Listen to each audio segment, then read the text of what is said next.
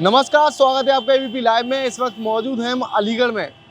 लोकसभा 2024 के चुनाव नज़दीक हैं। राहुल गांधी के द्वारा बीते दिन यहां पर भारत जोड़ो न्याय यात्रा निकाली थी। इसका मुस्लिम वोटरों पर कितना प्रभाव पड़ेगा, साथ ही ऑल इंडिया इत्तेहादुल मुस्लिमीन यानी कि AIMIM ओवैसी की पार्टी के कुछ पदाधिकारी मेरे साथ मौजूद हैं, जो प्रदेश सचिव हैं। साथ ही अगर बात विधायकी के चुनाव की कही जाए तो उनके द्वारा विधायकी का चुनाव भी लड़ा गया है। मेयर के चुनाव की अगर बात कही जाए तो उनके द्वारा मेयर का चुनाव भी अलीगढ़ में लड़ा गया है। अगर बात 2024 के चुनावों की कहें तो इसका कितना प्रभाव जो है मुस्लिम वोटरों का रहेगा और क्या वो रणनीति है जिसके तहत ऑल इंडिया इत्तेहादुल मुस्लिमीन अलीगढ़ में काम कर रही है। अलीगढ़ अति संवेदनशील जिलों में शुमार भी किया जाता है। अलीगढ़ की अगर बात कही जाए तो शहरी क्षेत्र में 4 लाख से ज़्यादा अन्य मुस्लिम वोटर भी यहां पर मौजूद हैं, यानी कि लोकसभा क्षेत्र में 4 लाख से ज़्यादा मुस्लिम वोटर हैं। इन्हीं सारी बातों को जानने के लिए सीधे प्रदेश सचिव के साथ रुख करते हैं। और क्या नाम है आपका? जी, मेरा नाम गुफरान नूर है। MIM का मैं प्रदेश सचिव हूँ। कैसा रहेगा 2024 का चुनाव AIMIM के लिए?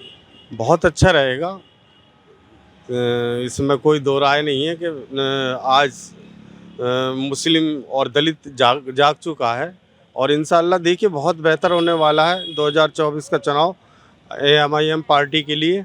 और हमारे ओवैसी साहब काफ़ी मेहनत कर रहे हैं, जो मजलूमों की और जुल्म के ख़िलाफ़ आवाज़ उठा रहे हैं, वही एक ऐसे नेता हैं जो ये सब कर रहे हैं। आपने देखा होगा ये गठबंधन और ये चीज़ें चलती आ रही हैं।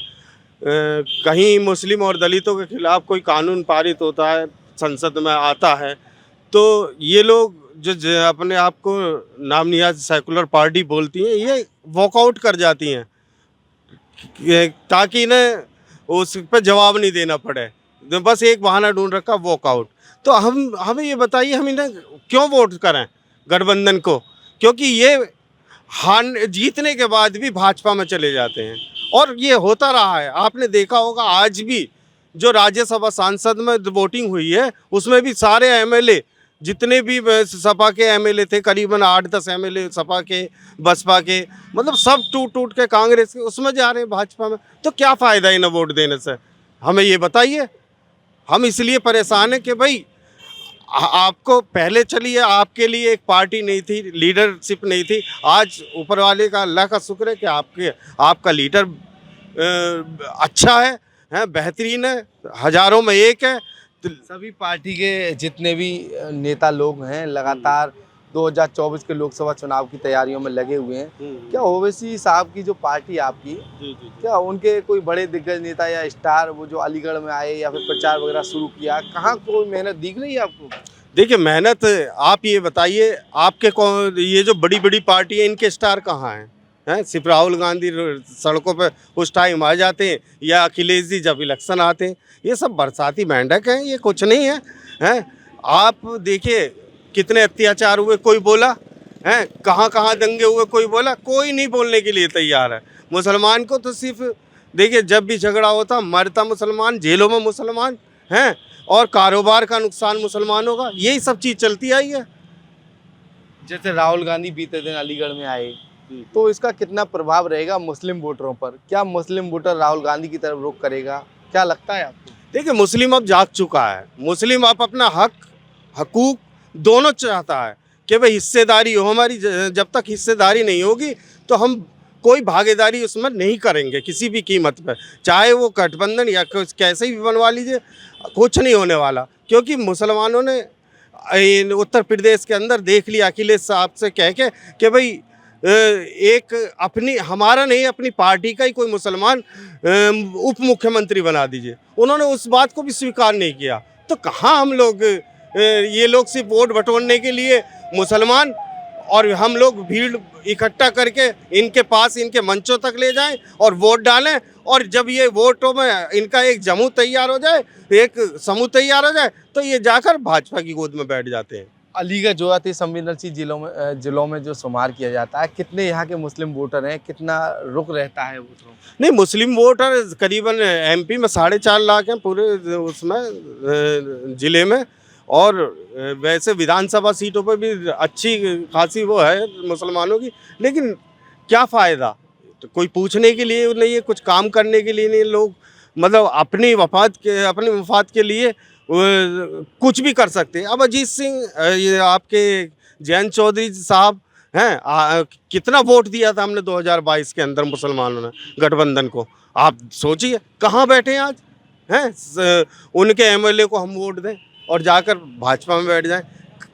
ये बहुत ही घृणा बड़ी मुसलमानों के साथ कहानी बनती आ रही है। इंशाल्लाह मुसलमान जाग चुका है और अपनी लीडरशिप सिर्फ अपना लीडर ओवैसी को मानता है और किसी को नहीं।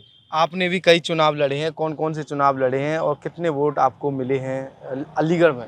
जी, अभी मैं मेयर का चुनाव लड़ा हूँ। 14,700 वोट आए थे।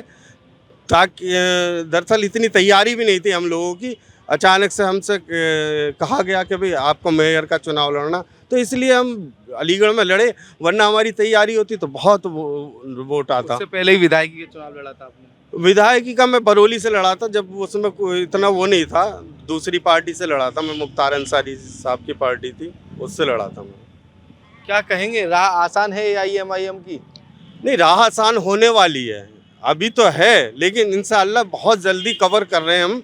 जा के मोहल्लों में हर जगह मुसलमान को जगा रहे हैं, दलित को जगा रहे हैं कि भाई अपने हकूक मांगो और इन अत्याचारों से जो जुल्म तुम पे हो रहे हैं इनकी आवाज़ उठाओ, और इंशाअल्लाह एक दिन समझ में आएगी और हम लोग कामयाब होंगे इसमें। ये थे AIMIM के प्रदेश सचिव और पूर्व मेयर प्रत्याशी। यहाँ के कुछ और लोग हैं, उनसे जानेंगे। क्या नाम है आपका? नाचीज़ को गुलजार अहमद कहते हैं। मैं विधानसभा 76 से MLA का इलेक्शन लड़ चुका हूँ, जिसमें मेरी अपने समुदाय में तीसरी पोजीशन थी। तो कौन सी पार्टी से? पीस पार्टी से लड़ा था मैं, और जब से हमें अपना ये प्लेटफार्म मिला ओवैसी साहब का, हम चाहते हैं सभी समाज के लोग हमारे साथ जुड़ें और जुड़ने के बाद में ओवैसी साहब के हाथ मजबूत करें ताकि संविधान को बचाया जा सके। ऐसा ना हो कि भारत जोड़ो न्याय यात्रा राहुल गांधी जी चला रहे थे, वायनाड के अंदर एक हाथी ने एक ऑटो से एक इंसान को मार दिया, वो फ़ौरन जेट प्लेन से गए और वहाँ पर उसको परिवार के साथ सद्भावना देने लगे। और जो अभी हल्द्वानी के अंदर इतनी मुस्लिम बहन बेटियों को बर्बाद किया गया, मारा गया, समझे, वहाँ तो नहीं पहुँचे। ये है इनकी न्याय यात्रा आपके सामने। तो क्या ओवैसी साहब ने हल्द्वानी को लेकर कुछ बात की? ओवैसी साहब किस पे नहीं बोलते, कौन से समुदाय के नहीं बोलते? एक वही है जो पार्लियामेंट के अंदर अकेले बोलते हैं, और उनका ही साथी हमारे इम्तियाज़ जलील साहब उनकी ताली बजाते हैं। बाकी लोग तो सिर्फ सांप सूंघ जाता, कोई नहीं बोलने वाला पूरे देश के अंदर इन दो के अलावा।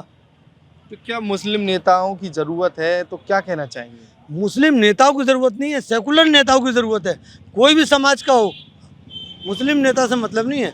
लेकिन आज सेकुलरिज्म ख़त्म करने के ऊपर सारे के सारे भाग रहे हैं, और दलित और मुसलमान संविधान बाबा साहब के वो बचाने के लिए भाग रहे हैं।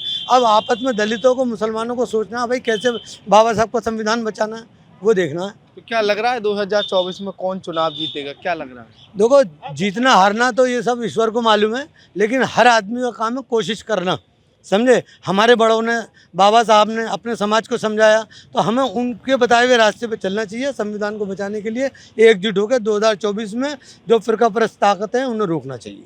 फिरका परस्त ताकतों को रोकने की बात कही जा रही है। क्या नाम है आपका? मेरा नाम जमालुद्दीन है। क्या लग रहा है 2024 में कौन जीतेगा?